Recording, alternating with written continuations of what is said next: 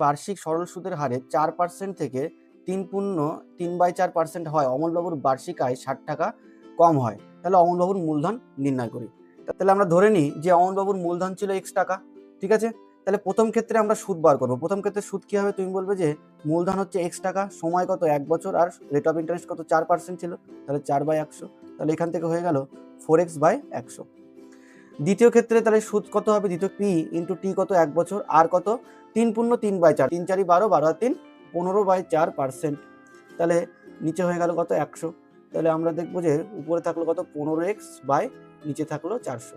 তাহলে এই যে পার্সেন্টেজটা, এটা তো 4% সুদ ছিল, আর এটা তো কত পার্সেন্টের সুদ ছিল 3×3/4, তার মানে নিশ্চয়ই এটা বেশি এটা কম। তাহলে এটার থেকে এটা যদি বিয়োগ করে দিই তাহলে কত টাকা পড়ে থাকবে, 60 টাকা পড়ে থাকবে। তাহলে প্রশ্ন মতে আমরা বলবো যে 4x - 100 minus 15x/400 is equal to 60। তাহলে লসাগু কত হবে, আমাদের লসাগু হবে 400। 4 4 16x minus 15x is equal to 60।